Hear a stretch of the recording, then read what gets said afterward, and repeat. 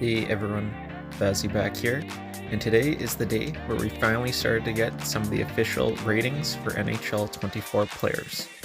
Today, EA released the top 10 left wings in NHL 24. A little while ago, I believe it was, EA was just asking everyone for their top rated players, and they had the survey and all that, so it is good to finally actually see some of the official ratings here that they have penciled in. And I'm assuming every day this week, leading into the game's release here, they're going to be releasing a different position. I could be wrong on that, but anyway, let's get into the list and see what I think of these ratings. So looking at the list here of the top 10 left wingers, overall, when looking at it, nothing really stands out for being too bad overall ratings-wise. So starting off here at number 10, Kyle Connor, and he's rated 89 headed into this year's game. Overall, for Connor, it's not too bad. I know this last year he didn't have as good of a year as he previously had. So 89-90, somewhere in that range, I think is fair for him. Also tied here at 89, at number 9 here on this top 10 list, is Johnny Gaudreau. I think again, 89 is not too bad for Johnny Hockey here. Again, first year in Columbus, he did okay. He didn't do as good as his previous years in Calgary. And kind of same with Connor, around that 89 to 90 range, I think is fair for him. And then here at number 8, tied with Gaudreau and Connor, we have Brady Tkachuk, who is also rated 89 overall here. And similar to the last two guys, I think 89 is a pretty fair rating. He had just over a point a game here this year for Ottawa. Really solid player coming up, and definitely not the only Tkachuk we'll see on this list here. We'll get to that shortly. And at number 7 here on this top 10 list, we have Clayton Keller, who is the last player that is rated at 89 overall here. This is the one I think might be a little bit low. I know he's obviously playing on not the greatest Arizona Coyotes team, and he's definitely kind of overshadowed playing there.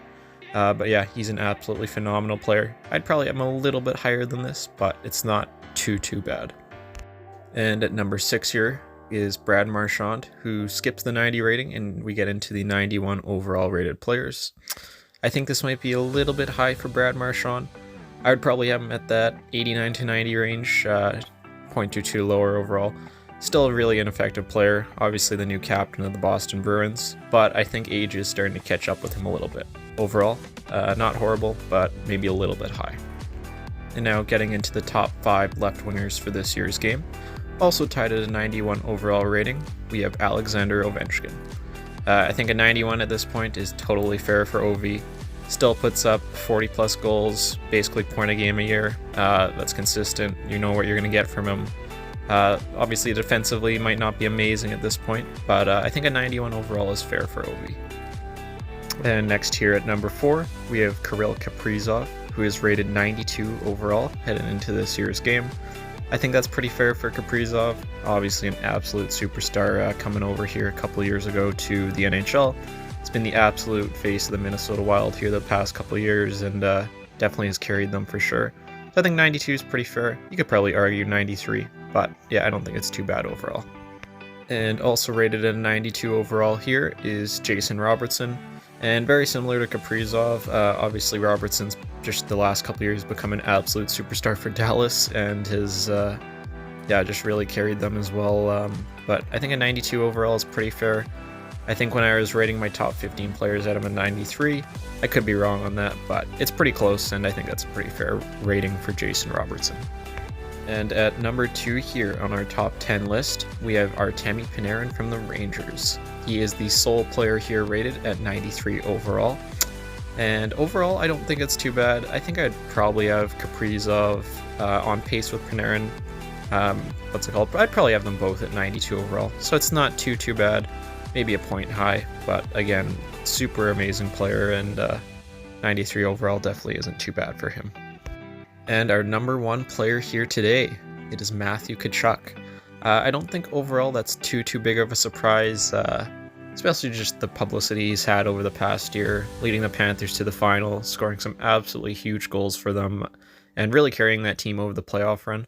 I don't think that's too bad. I think it might be a touch high on him. I think I'd probably have him closer to a 93, just with it being really his first fantastic year. But overall, Matthew Tkachuk, is the real deal, and I think a 94 overall rating isn't too bad for him. And that's going to do it for today's quick video, just going over the top 10 left wingers that EA just tweeted out. Yeah, overall, I don't think the list is too bad. There's definitely some changes you could argue, but overall, not too bad. Definitely let me know down in the comments. Do you guys agree with these ratings? Is there anyone not on this list that you think should be? Definitely leave those in the comments down below. And I will see you all in the next video.